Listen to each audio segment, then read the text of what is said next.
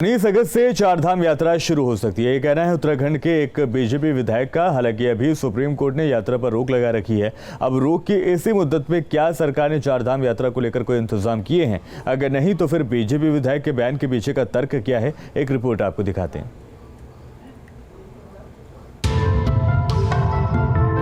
चारधाम यात्रा पर supreme court ने 18 अगस्त तक रोक लगा रखी है।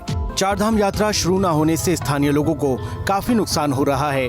लोगों में आक्रोश है, वो इसे लेकर अक्सर प्रदर्शन भी करते रहते हैं। इस बीच बद्रीनाथ से बीजेपी विधायक महेंद्र भट्ट ने न्यूज स्टेट से खास तौर पर कहा कि उम्मीद है कि चमोली से 19 अगस्त को भगवान बद्री विशाल की यात्रा शुरू हो जाएगी।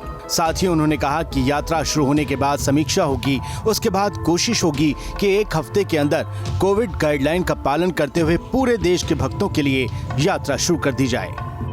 सरकार ने यात्रा खोलने का शासनादेश निकाल दिया था, उसकी गाइडलाइन जारी हो गई थी। और मुझे दुख है कि कुछ लोग जो चाहते नहीं कि यात्रा चले वो हाई कोर्ट में चले गए। हाई कोर्ट में के डिसीजन के बाद सुप्रीम कोर्ट में मामला गया और सुप्रीम कोर्ट ने 18 तारीख तक के लिए स्थगित यात्रा को स्थगित किया है। 18 तारीख के बाद जिस गाइडलाइन के आधार जो शासनादेश निकला वो यथावत लागू होगा और 19 तारीख से विधिवत रूप से चमोली जिले से यात्रा प्रारंभ होगी। जब से उत्तराखंड में देवस्थानम बोर्ड का गठन हुआ है, तब से उत्तराखंड सरकार की मुश्किलें कम नहीं हो रही हैं। बोर्ड के खिलाफ प्रदर्शन कर रहे तीर्थ पुरोहित आंदोलन को और उग्र करने की चेतावनी दे रहे हैं। इस पर विधायक महेंद्र भट्ट का चारधाम यात्रा जल्द शुरू होने वाला दावा क्या तीर्थ पुरोहितों के गुस्से को कुछ कम कर पाएगा, ये फिलहाल कह नहीं सकते। अब हमारा प्रयास रहेगा कि एक हफ्ते के अंदर यात्रा खोलने के हफ्ते के बाद हम कोशिश करेंगे पूरे देश के लिए यात्राएं खुल जाए। संपूर्ण जो कोरोना की गाइडलाइंस है उनका पालन करते हुए हम यात्रा को बहुत जल्दी ये प्रारंभ हो, इसके लिए जो भी सरकार स्तर पर मेरे द्वारा माननीय मुख्यमंत्री से मैंने वार्ता भी किया है और मुझे पूरा विश्वास है कि 19 तारीख से ले यात्रा विधिवत रूप से प्रारंभ होगी।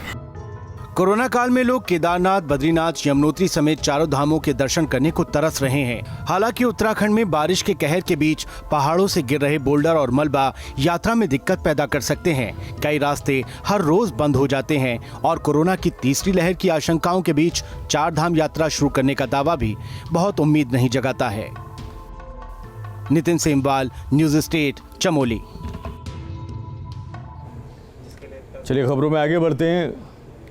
उत्तराखंड में देवस्थानम बोर्ड पर सरकार के तीर्थ पुरोहितों के साथ तकरार जारी है। केदारनाथ धाम में धरना दे रहे पुरोहितों ने अब बार बार की लड़ाई का ऐलान कर दिया है। इस बीच तीर्थ पुरोहितों ने अनोखा तरीका भी निकाला है। धरने पर बैठे तीर्थ पुरोहित आचार्य संतोष त्रिवेदी ने प्रधानमंत्री नरेंद्र मोदी को अपने खून से पत्र लिखा है। पत्र में देवस्थानम बोर्ड को भंग करने की मांग की गई है। इसके साथ ही पुरोहितों ने सरकार और देवस्थानम बोर्ड के खिलाफ जमकर प्रदर्शन भी किया। चारों धाम समेत कई मठ मंदिरों को देवस्थानम बोर्ड में शामिल करने से तीर्थ पुरोहित समाज में रोष है। पुरोहितों की माने तो देवस्थानम बोर्ड का गठन होने से उनके अधिकारों को छीन लिया जाएगा।